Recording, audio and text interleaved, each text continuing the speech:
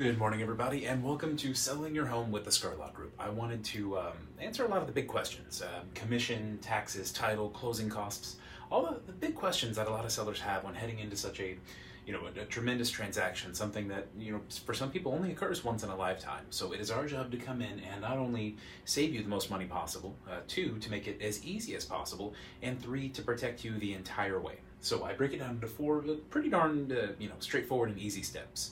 The first and the biggest is preparation. We come in, we dot all of our I's, cross all of our T's, have the paperwork processed. We get everything rolling as far as any preliminary inspections we want to do. We check the house to see what, if any, work is needed.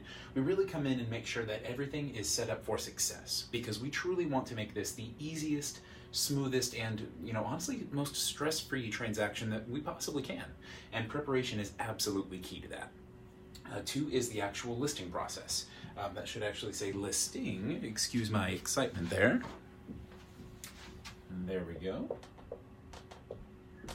So two is the listing process. So this is the process of going in, taking the photos, putting the property in the MLS, which is HAR for pretty much everyone in our area, and having it filtered to all of the secondary sites, Zillow, Redfin, Realtor, Trulia, all those sites all over. Now, the listing process is just primarily getting the photos done once the home is good and ready, getting it out on that MLS for everybody to see, and just truly maximizing your exposure. As a seller, one of the most important things you can have is exposure.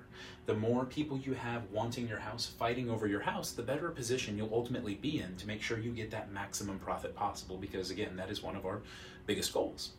Three is the contract process. Basically, when we get an offer, it's really easy to go, okay, cool, here's an offer, let's sign, and let's just go to closing. But it is so very tricky. With our team, it is not only myself that would be representing you as a seller, but we've also got Rena, who is our transaction coordinator. Her literal purpose for existence, along with supporting me and the team and everything else, is making sure that from the moment we look at that contract to the moment we sign it all the way through closing, that everything is flawless. A lot of people don't realize this, but the contract is 10 pages, and of that, there is just nothing but traps, basically. That if one zero is misentered, that if one number is placed wrong, if one piece of information is handled incorrectly, you could lose thousands of dollars, and I mean thousands. So it can be pretty daunting and pretty scary. So we follow that, I think it's like the Swiss cheese theory or whatever it is. We make sure that not only am I checking it, Rena checks it, and then one of our other agents checks it as well, because we want the highest level of accuracy. For example, on the contract, 12A1B reads that, if you're giving the buyer any closing cost help, it's this little itty bitty piece of the contract that, in this 10-page document is just super long and difficult to read, admittedly. But this one little space, when entered incorrectly, or if somebody tries to sneak a number in there, that can literally cost you thousands of dollars, and we will not let that happen.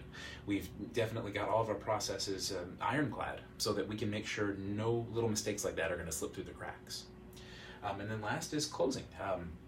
In the grand scheme of things, closing is honestly probably the easiest, because this is when you actually sit down, you sign the final contract in front of a notary, as well as the other closing documents. You pay your basically dues as a seller, what three big amounts are going to come out of your proceeds, which we'll discuss here in a second. And then that is it.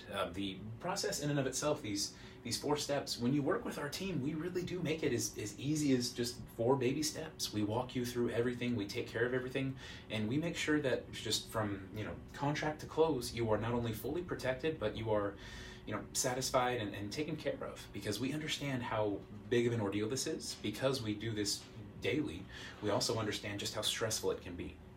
Now, for everybody's, the big question that I usually get is, as a seller, what are basically the amounts that I'm paying at closing? And it comes down to these three. Whether or not you have a mortgage, that is a separate matter. That will be paid to whoever your mortgage servicer is. That will also be paid from closing directly, so that you don't actually have to write any checks. The best part about the closing process is, depending on what company you use for your title company, which is the one that basically mediates the transaction alongside us, you don't write any checks. You simply go to closing, they pay all of the dues that are due, and then you walk away with one check. But those 3 big amounts outside of your mortgage that every seller is going to be required to pay in the state of Texas is, of course, the commission, which for our team, everyone always asks, what is the standard commission? Legally, I cannot define that.